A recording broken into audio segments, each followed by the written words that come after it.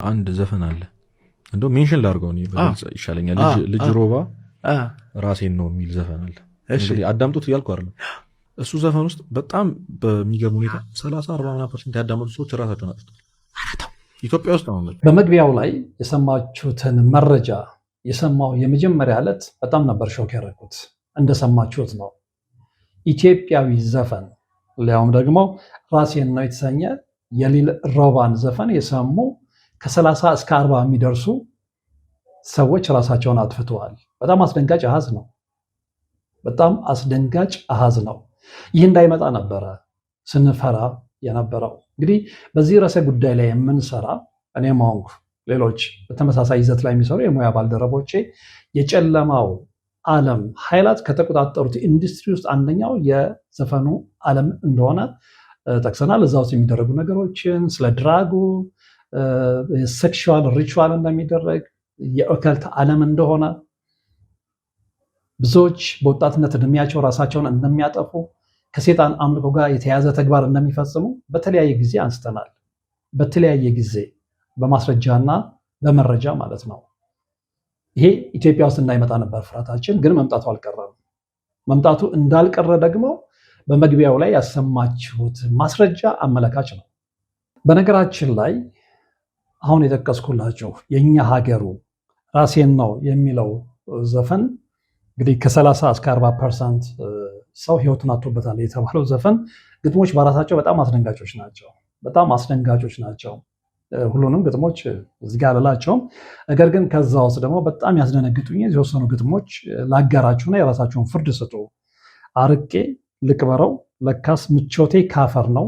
ልብ አድርጎ ራሴን ነው አገኘው አልሻም ከጎኔ ሌላ ሰው ጠብቃለሁ መቼ ሄዳለሁ የመሞቻዬን ቀን እማጸናለሁ ነው የሚለው። ፍርዱን ራሳችሁ ስጡ። በጣም አስደንጋጭ ነው። በጣም አስደንጋጭ ነው። ይህንን መረጃ ከተመለከትኩ በኋላ የሊል ሮባን አንዳንድ ነገሮች ለመመልከት ሞክሬ ነበር። በነገራችን ላይ ከዛ በፊት ይህን ልጅ አላውቀውም። ነገር ግን ልክ ይህንን መረጃ ከተመለከትኩ በኋላ አየሁ አንዳንድ ነገሮችን እና አብዛኛው ያው ከውጭው ዓለም የተቀዳ ነው። በተለይ ደግሞ የዌስተርኑ ዘፈን በልጁ ላይ በጣም ተጽዕኖ እንዳሳደረ ያስታውቃል። ኢቨን ስሙን እንኳን የወሰደው ከውጭ ዘፋኞች ነው። እንግዲህ ሊል ሮባ ነው ያለው። ይሄ የተለመደ ነው። እንግዲህ ቀደም ካሉት እነ ሊል ባዋውን ማንሳት እንችላለን፣ እነ ሊል ዋይን፣ ከዛም በኋላ እነ ሊል ቢ፣ አሁን ደግሞ እነ ሊል ኡዝቨርት፣ እነ ሊል ፔፕ፣ እነ ሊል ዳርክ ያለን መቀጠል እንችላለን። ሊልን አስቀድመው ያው ሊትል ለማለት ነው። እንዲህ ለራሳቸው ከስማቸው በፊት ሊል የሚለውን በማስቀደም የተለያዩ ሂፕሆፕ፣ ራፕ እንዲሁም ደግሞ ሮክ ዘፈን ውስጥ ያሉ ዘፋኖች ይታወቃሉ። ዞሮ ዞሮ እነሱን ፕሮሞት ለማድረግ ለማስተዋወቅ ሳይሆን ነገር ግን የሙዚቃው ዓለም በተለይ ደግሞ ይሄ ሜታል ሮክ የተሰኘው የዘፈን ስልት ምን ያህል ወጣቶችን እየጎዳ እንደሆነ ለማሳወቅ ነው። ወላጆች ልጆቻችሁ ልትቆጣጠሩ ይገባል። አደገኛ ጊዜ ላይ ነው ያለ ነው። የሚሰማ ከተገኘ ማለት ነው። እኛ እንጮሃለን፣ የሚሰማ ይሰማናል። የማይሰማ ደግሞ ከእንደዚህ አይነት እውነት ጋር ይጋፈጣል። ኢትዮጵያዊ ዘፈንን ሰምቶ 40% ያህል ሰው ማለቅ ማለት አሃዙ ቀላል አይደለም። አሃዙ ቀላል አይደለም። እንዲህ አይነት ዘፈኖችን ከሚሰሙ 100 ሰዎች መካከል 40ዎቹ ራሳቸውን አጥፍተዋል ማለት ነው። ሱሳይድ አድርገዋል ማለት ነው። ስለዚህ እነ ኖርዝ አሜሪካ ውስጥ 1980 ውስጥ ተስፋፍቶ የነበረው በሽተኛም ሀገር ውስጥ ገብቷል ማለት ነው። 1980ዎቹ ውስጥ እንዲህ አይነቱ ክስተት መመከሰቱና በርካታ ወጣቶች በተለይ ደግሞ ይሄ ሜታል ሮክ የተሰኘውን የዘፈን ስልት እየሰሙ እያዘወተሩ በመጡበት ጊዜ ራሳቸውን ወደ ማጥፋት መሄዳቸው ብቻ ሳይሆን ራሳቸውን የማጥፋት አሃዛቸው ቁጥራቸው ጨምሮ ስለነበረ ኢቨን በአሜሪካ ሴኔት ውስጥ መነጋገሪያ ሆኖ እንደነበረ አስታውሳለሁ። ምክንያቱም ተጽዕኖ ቀላል ስላልሆነ፣ ምክንያቱም በርካታ ወጣቶች ሰለባ ስለሆኑ፣ ጾታ አይለይም። አብዛኞቹ የሚያሳዝነው ደግሞ በወጣትነት እድሜ በታዳጊነት ዘመን ያሉ ልጆች ናቸው። ይህን ዘፈን እነዚህ ዘፈኖች ይዘታቸው ምንድን ነው የሚባል ከሆነ አብዛኛዎቹ የዚችን ዓለም ከንቱነት የሚሰብኩ መኖር ምንም ጥቅም እንደሌለው ተስፋ እንድንቆርጥ የሚገፋፉ ከዛም አልፎ ደግሞ ለዲፕሬሽን፣ ለሽብር፣ ለፓኒክ፣ ለፍርሃት፣ ለአእምሮ ህመም የሚያጋልጡ ዘፈኖች እንደሆኑ በጥናት ተረጋግጧል። ጎግል ገብታችሁ ሳድ ሶንግስ አባውት ዲፕሬሽን ሱሳይድ ሰልፍ ሃርም ኤንድ ሃርት ብሬክ በሚል ታይትል ፈልጉ። ብዙ ነገር ታገኛላችሁ። ብዙ ነገሮችን ታገኛላችሁ። በነገራችን ላይ የዘፈኑ ዓለም ምን አይነት አስቀያሚ ዓለም እንደሆነ የኛም ሀገር የጃናው ባንድ አባል የነበረው ገመቹ መዝገቡ በአንድ ወቅት የተናገረውን ወይም የሰጠውን ምስክርነት አድምጠናል። እኔም አስታውሳለሁ። ከዛ ላይ በአንድ የህይወት ምስክርነቱ ሪያክት እንዳደረግኩኝ ማለት ነው። እሱን ነገር አሁንም ማስታወስ እፈልጋለሁ። ምክንያቱም ጆሮ ቢኖር ሰሚ ቢኖር ኖሮ በእንደዚህ አይነት ሁኔታ ወጣቶቻችን ሰለባ አይሆኑም ብዬ አስባለሁ። በግል ላይ ደጋግመን እንደምንናገረው በዚህ አይነት ጉዳይ ላይ የምንሰራው የሰዎችን ህይወት ለማዳን ነው፣ የወጣቶችን ህይወት ለማዳን ነው፣ ወጣቶችን ለማንቃት ነው። ወጣቶች የተከተሉት መንገድ ትክክል እንዳልሆነ እንዲገነዘቡ ለማድረግ ነው። ነገር ግን ከሞላ ጎደል እንግዲህ ልፋታችን እዚህ ጋር ፉርሽ ሲሆን ይታያል። ምክንያቱም አስታውሳለሁ በርካታ መጽሐፎችንም የጻፍኩት እንግዲህ ከ10 ምናምን ዓመት በፊት በዚህ ጉዳይ ላይ ነው። የሚነቃ ትንሽም ግንዛቤ ማግኘት የሚፈልግ ሰው ቢኖር ኖሮ ቢያንስ ይሄ ቁጥር ወይ ላይኖር ይችላል ወይ ደግሞ በጣም የቀነሰ ሊሆን ይችል ነበረ። ስለዚህ አንብቦ ንቆይተ ሊኖር ይችላል። እንደ አጋጣሚ የሆነው ደግሞ እነዛ መጽሐፎች በደንብ ኮፒያቸውም ጥሩ ነበር፣ ብዙም ተሸጠዋል። አስታውሳለሁ ሴጣን አምላኪዎቹ የሚስጥር ማህበራት ቁጥር 1፣ 2 እና 3 በተለይ ደግሞ ቁጥር 1 6 ጊዜ እንደታተመ አስታውሳለሁ። የዛን ጊዜ የነዚህ መጽሐፍ ይዘቶች ይሄንን ነበር የሚናገሩት። የዌስተርን ሙዚቃ ምን ያህል ይጨማለቀ እንደሆነ፣ ዌስተርን ሲንገሮች ምን ያህል ከባዕድ አምልኮ ጋር ከሴጣን አምልኮ ጋር የተያዙ እንደሆነ፣ ምን ያህል ዲፕሬሽን ውስጥ ገብተው እንደነበረ እና ኤሚነምን ዋቢ በማድረግ ምን ያህል ዲፕሬሽን ውስጥ ገብተው እንደነበረ፣ ጓደኞቻቸውን እንዳስገደሉ ለሪቹዋል ሲሉ ማለት ነው ክሊፕ እየሰሩ ቀድመው ክሊፕ ሰርተው የሰሩትን ክሊፕ ተግባራዊ እንደሚያደርጉ ያንን ሁሉ በማስረጃና በመረጃ እያስደገፍን ተናግረናል። ይሄ የሙዚቃው ዓለም ውስጥ የሚታይ ሴጣናዊ ተግባር ነው። እንግዲህ እኛም ሀገር ውስጥ እየተመለከትነው ነው ማለት ነው። 1980ዎቹ ላይ እንደነገርኳችሁ እንግዲህ ስማቸው ከሚጠቀስ የዚህ አይነት የሙዚቃ ስልት ከሚያቀነቅኑ ዘፋኞችና በወጣቶች ላይ አሉታዊ ተጽዕኖ ካሳደሩ ዘፋኞች መካከል አንደኛው ኦዚ ኦዝቦርን ነው። ብዙዎች የእሱ ሙዚቃ ሰምተው ለነገርኳችሁ ችግሮች ተጋልጠዋል። ይሄ 1980ዎች ውስጥ ነው ብያቸዋለሁ። ኖርዝ አሜሪካንን ጨምሮ በርካታ አውሮፓና ሌሎችም ሀገራት ላይ ይሄ ሜታል ሮክ የሚለው ዘፈን በጣም ተደማጭነቱ እየበዛ በሄደ ቁጥር የዛን ያህል ደግሞ እራሳቸውን ሱሳይድ የሚያደርጉ ወጣቶችን በዝተው ነበረ፣ መነጋገሪያም ሆነው ነበረ። ከዛ በኋላ እንግዲህ ነገሩ አንዳንድ ቦታዎች ላይ ሲጨምር፣ አንዳንድ ቦታዎች ላይ የመቀነስ ሁኔታም ታይቷል። ዞሮ ዞሮ ግን አሁንም ሜታል ሮክ እየተሰማ አይደለም አልላችሁም። በአጠቃላይ እንግዲህ ዘፈን ምን ማለት እንደሆነ መጽሐፍ ቅዱስ ላይ ስለተቀመጠ ያን ደጋግመን ስላነሳ ነው እዛ ውስጥ አልገባም። ይሄ የምርጫ ጉዳይ ነው። ዘፈን አዳምጡ ብዬ እኔ አልሰብክም። ይሄ የምርጫ ጉዳይ ነው ብያችኋለሁ። አሁን አንዳንዱ እንደ ዘፈን አታዳምጡ ትለናለህ የሚል አስተያየት ሊኖር ይችላል። ይሄ የምርጫ ጉዳይ ነው። እዛ የሰው ምርጫ ውስጥ የሰው ኢንተረስት ውስጥ የሰው ፍላጎት ውስጥ አልገባም። ነገር ግን አንደኛ ዘፋኝነትና ዘፋኝ መንግስተ ሰማያት እንደማይገባ መጽሐፍ ቅዱስ ተናግሮታል። ሁለተኛ ደግሞ ዘፈንም ኃጢአት እንደሆነ መጽሐፍ ቅዱስ ተናግሮታል። እሱ እንዳለ ሆኖ ግን በተለይ ደግሞ ይሄ ከሪቹዋል ጋር ሲያያዝ፣ በተለይ ደግሞ ይሄ ከኢሞሽን ጋር በተለይ አሁን ኢሞ ጀነር የሚሉት ነገር አላቸው እነሱ እና ያ ምንድነው ስታይል ነው፣ ሮክ ሚውዚክ ስታይል ነው። ግን ካራክተሩ ምንድነው? አንደኛ ኢሞሽናል ነው፣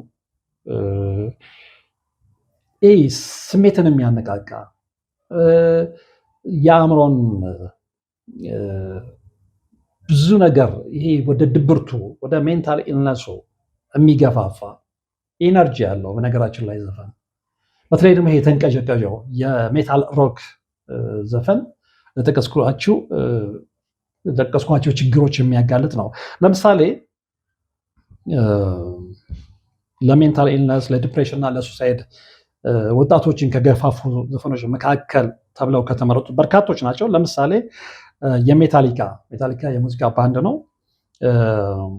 በ1984 ዓ.ም ያወጡት ፌር ቱ ብላክ፣ እንዲሁም ደግሞ በ1986 ዓ.ም ያወጡት ዌልካም ሆም ወይም ሳንትረም የሚለው ዘፈናቸው፣ እንዲሁም ደግሞ የሜጋዴዝስ ኢን ማይ ዳርከስት ሃውር የሚለው በ1988 ዓ.ም ያወጡት ዘፈን በርካታ ወጣቶችን እንደነገርኳቸው ጾታ አይለይም፣ ሴቶችንም ወንዶችንም ራሳቸውን በራሳቸው እንዲያጠፉ ገፋፍቷቸዋል፣ አድርገውታል።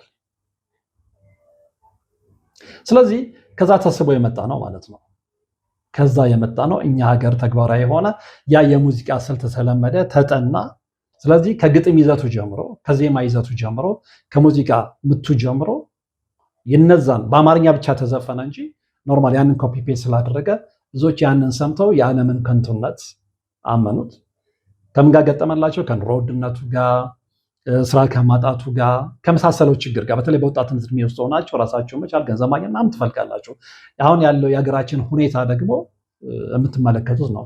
ስለዚህ ይሄ ዲፕሬሽን ውስጥ የገቡ ወጣቶች እንደዚህ አይነት ሙዚቃን መስማት አነሳሳና ያንን ሙዚቃ መስማት ሲጀምሩ ካለባቸው ወቅታዊ የኑሮ ሁኔታ አንጻር እያስተሳሰሩ ከራሳቸው ላይፍ ጋር ከራሳቸው ህይወት ጋር ታግ አድርገው ስለሚያዳምጡት ተስፋ ወደ መቅሮጥ፣ ቅድም እንደነገርኳቸው ወደ ዲፕሬሽን፣ ነገን በብርሃን አለማየት፣ ነገን በተስፋ አለመጠበቅ፣ እዛ ስሜት ውስጥ ነው የገቡት።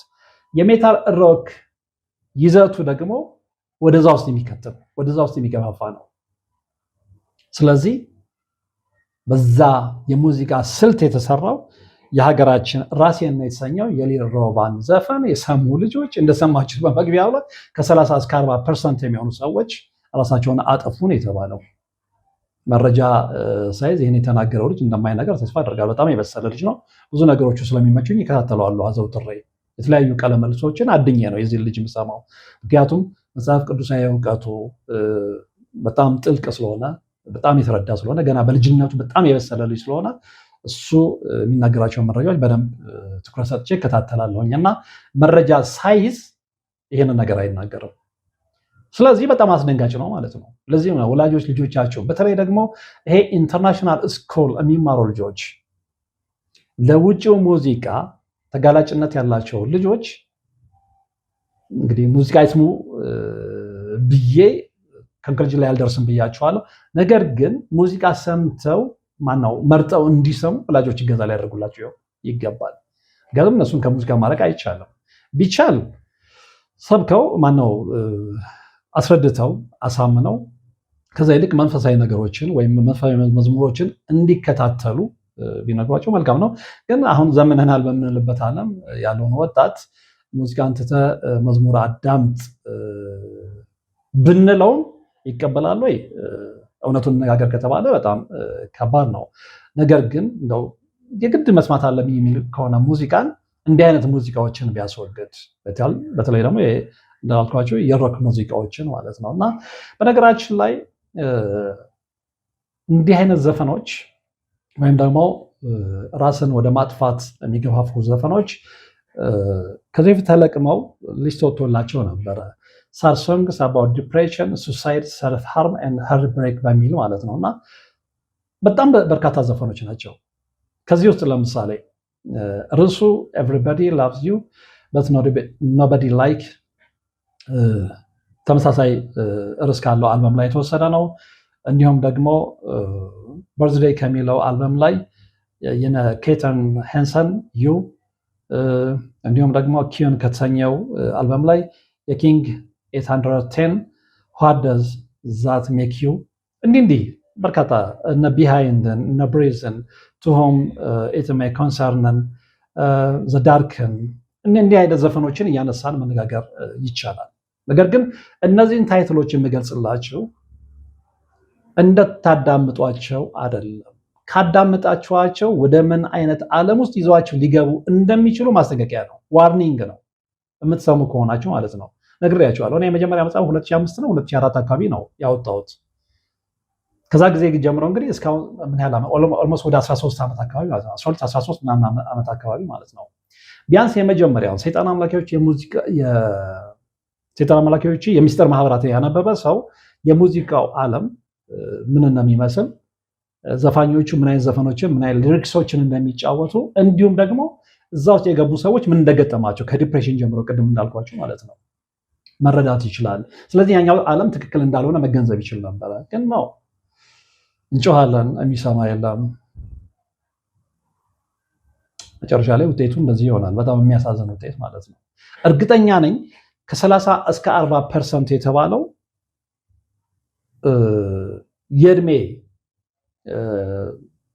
በእድሜ ሬንጅ እንኳን ቢታይ አብዛኞቹ እርግጠኛ ነኝ ወጣቶችና ቲኔጀሮች እንደሚሆኑ ምንም ጥርጥር የለኝም። ይህን የምላችሁ ለምንድን ነው እንግዲህ በምግብ ላይ የሰማችሁትን ያህል የቲክቶክ መረጃ ብቻ ስላገኘው ነው እንጂ ሰፊውን መረጃ ስላላገኘው ነው። በዛ ላይ ተብራርቶ ይሆን አይሆን እርግጠኛ አይደለሁም።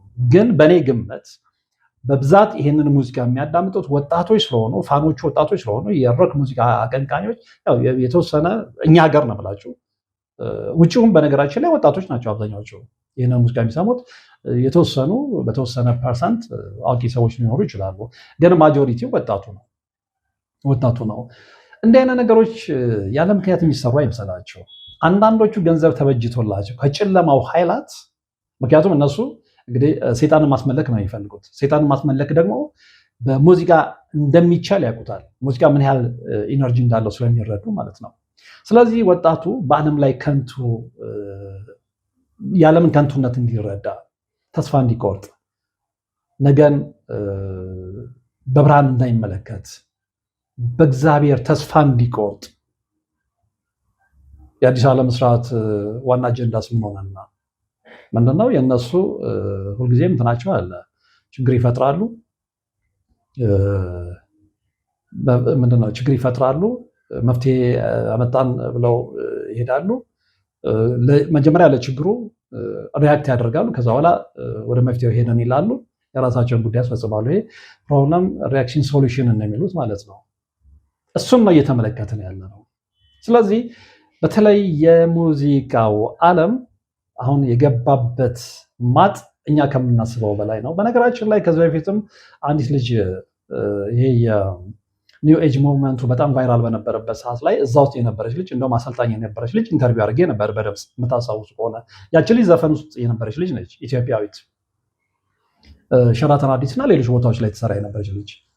እሷም ልጅ የነገረችኝ ነገር ነግሬያቸዋለሁ። የሙዚቃው ኢንዱስትሪ የእኛም ሀገር ስለ ውጭ አይደለም እያወራሁት ያለሁት፣ ስለ ዌስተርኑ ሚውዚክ አይደለም እያወራሁ ያለሁት። እኛ ሀገር የሙዚቃ ኢንዱስትሪ ውስጥ ምን እየተደረገ እንደሆነ፣ ግብረ ሰዶማዊነት ምን ያህል እየተስፋፋ እንደሆነ በኤክስትሪም ፓርቲ ስም በየጥጉ ይፈጸም የነበረውን ነገር ነግሬያቸዋለሁ ከልጅቷ አንደበት። ከዚህ አልፎ ነው እንግዲህ ከዚህ አልፎ ተርፎ ይህ ከዝሙቱ ከመጠጡ ከድራጉ ከምኑ አልፎ ደግሞ አሁን ተስፋ ወጣቶቻችን እንዲቆርጡ ለአእምሮ ህመም እንዲዳረጉ ለሽብር እንዲህ አይነት ድርጊት እየተጋለጡ ያሉት እና ለዚህም ነው ደጋግሜ እባካችሁ ይሄ እጅግ አስደንጋጭ የሆነ መረጃ ስለሆነ አንናቀው። መረጃን ከመናቅ የተነሳ ብዙ ነገሮች መንገድ እያለፉ ነው። የጃኖ ባንድ አባል የነበረውን ገመቹ መዝገቡን አንስቼዋለሁ ከዚህ በፊት። አንድ ስዊድን ሀገር ውስጥ ትሮ ነበረች ልጅ ኢትዮጵያዊት። አንድ ሲዲ አሰርታ ኢትዮጵያ ልትበትን እቅድ እንደነበራት መጨረሻ ላይ በቃ እግዚአብሔር ገልጾላት ነው ያን ሲዲ ሰባብራ እንደሄደች ሲናገር የሰማችሁ ሰምታችሁታል። ያንን የህይወት ምስክርነት ከራሱም አንደበት የተወሰኑ እንድትሰሙ ጋብዛችኋለሁ። ሰምተነው እንመለስ እና ክሊፑን ለመስራት አሬ ነገር እላታለሁ። እዚህ ወዲያ ያስደነግጣል። እዚህ ጋር ቫምፓየር እንደ ቫምፓየር ጥርስ እንትን ብለን ክብ መኪና አብርቶ ደም እየረጨ ወንድ ደግሞ በወንድ በጣም ትበሳጫለች። ወንድ ጎርቷታል። እንደ ሰንሰለት እንደ ውሻ ወንዱ ላይ ይዛው ከባህር ውስጥ እየጎተተችው እንደ ውሻ እየተጎተተ ከዛ እንደ ቫምፓየር አንገቷ እየመጠጠች እየቧጨረች ላይ ዚስ እንደዚያ ክሊፕ መስራት ነው የምትፈልገውና ለዚህ ዘፈን ለመስራት ነው አላማውና ትንሽ ያስደነግጠኝ ጀመር። በጣም እንግዲህ እንደሰማችሁት ነው እንደ ቫምፓየር ጥርሷን እንትን ብላ ደም እየመጠጠች ይሄ እንዳይመጣ ነበረ ስጋታችን። ይሄ እንዳይመጣ ነበር እኔም በዚህ ይዘት ላይ የሚሰሩ ባልደረቦችም ስንጮህ ነበረው። ግን ውጤቱ ይሆናል። አዶን ነው። ሌሎቻችሁ እንዴት እንደምትገነዘቡት አላቅም። እኔ ግን ሜታል ሮክን ወይም ደግሞ ከሜታል ሮክ ስልት ጋር የተያያዘ ኢትዮጵያዊ ዘፈን ሰምቶ 40% ሰው አለቀ ወይም ሞተ የሚለው ነገር እኔ በጣም ሾክ አድርጎኛል። ምክንያቱም ስለ ጨለማው ኃይላት መናገር ከጀመረን ዓመታት ተቆጥረዋል። ስለ ኢንተርቴንመንቱ ዓለም የኦካልት መናኸሪያ መሆኑን መለፍለፍ ከጀመረን ዓመታት ተቆጥረዋል። በአጠቃላይ ዓለም እየሄደችበት ያለው መንገድ ምን እንደሆነ ብዙ ነገሮችን ለማጋለጥ ወይም ደግሞ ለማሳየት ሞክረናል፣ በሪፈረንስ ማለት ነው። ግን ምን ያህል ሰው ተቀበለው እርግጠኛ አይደለሁም። አሁን እየተጠራጠርኩ ነው። ምክንያቱም የሚሰሩ መርሃ ግብሮችን የሚከታተሉ ሰው የኔን ተው ከኔ በላይ በዚህ ጉዳይ ላይ የጮሁም ሰዎች ሊኖሩ ይችላሉ። በተመሳሳይ ፔስም የጮሁ ሰዎች አሉ። ግን የዛ ሁሉ ድምር ውጤት ለውጥ ሊያመጣ ይገባ ነበረ። ነገር ግን እንኳን ለውጥ ሊያመጣ ይቅርና እንግዲህ የሰማችሁት አይነት ውጤትን ነው። እኔ አሁን ለኔ ይሄ በጣም አስደንጋጭ የሆነ መርዶ ነው። ዘፈን ሰምቶ ራስን ማጥፋት፣ ዘፈን ሰምቶ ተስፋ መቁረጥ፣ ዘፈን ሰምቶ ለነገ ተስፋ ለማሳደር። በነገራችን ላይ ተስፋ የሚቆርጥ ሰው በእግዚአብሔር የማያምን ነው። እኔ እንደዛ ነው የማምነው። እግዚአብሔርን ሙጥኝ ያለ እግዚአብሔርን የያዘ ሰው የፈለገ ነገር ቢጨላልምበት ምንም አይሆንም። አምላክም ተናግሮታል። በእኔ እስካመናችሁ ድረስ ምንም አትሆኑም። ግን ምን ያህሎቻችን ያን ተቀብለናል ነው? ምን ያህሎቻችን በአምላካችን ቃል ተማምነን ዛሬ ኑሮ ቢወደድ ዛሬ ቢጨልም ነገ ይነጋል ብለን ምን ያህሎቻችን ጠብቀናል? ስለዚህ ወጣቶች በነገራችን ላይ ያ እድሜ በጣም አስቸጋሪ በጣም ወሳኝ የሆነ እድሜ ስለሆነ ነገሮችን በስክነት ማሳለፍ የማንችል ከሆነ ነገም ከነገ ወዲያ እንጎዳለን። አንድ ሰሞን ምናልባት የምታስታውሱ ከሆነ እንሂድ የሚል ባድ የሆነ ትሬንድ ተለምዶ ነበረ። ሰው የሆነ ነገር ሲነካው ሲሰማው የሆነ ዲፕሬሽን ሲገባ፣ በነገራችን ላይ እንዲህ አይነት ነገሮች በዘፈን ብቻ አይደለም የምናነባቸው መጽሐፍቶችም ተጽዕኖ አላቸው። እንዲህ አይነት ልጆች ደግሞ ይህ ብቸኝነቱ ሲሰማቸው፣ ድብርቱ ሲገቡ፣ ሰዎች የራቋቸው ሲመስላቸው ወደ ተሻለ መፍትሄ ከመሄድ ይልቅ እንዲህ አይነት ሙዚቃዎችን ወደ መስማት እንዲህ አይነት ይሄ ያለምን ከንቱነት የሚሰብኩ መጽሐፎችን ወደ ማንበብ ነው የሚሄዱት። ያ ያባብሳል። እንደዚህ አይነት መጽሐፎች በዓላማ ነው የሚጻፉት። እንደዚህ አይነት ሙዚቃዎች በዓላማ ነው የሚሰሩት። ስለዚህ እነሱ ግባቸውን እየመቱ ነው ማለት ነው። ወጣቶች ሰለባ የሆኑላቸው ነው ማለት ነው። 1980 ላይ አሃዙን በነግራችሁ በጣም ትደነግጣላችሁ። በተለይ ደግሞ ኖርዝ አሜሪካ ውስጥ ያለቁ ወጣቶች ራሳቸውን በራሳቸው ያጠፉ ወጣቶች አሃዝ በጣም አስደንጋጭ ነው። ለዚህም ነው ሴኔቱ ቁጭ ብለው እስኪነጋገር ድረስ ያስገደደው ማለት ነው። እና ያለንበት ዘመን በጣም ከባድ ነው። ያለንበት ጊዜ በጣም አስቸጋሪ ነው።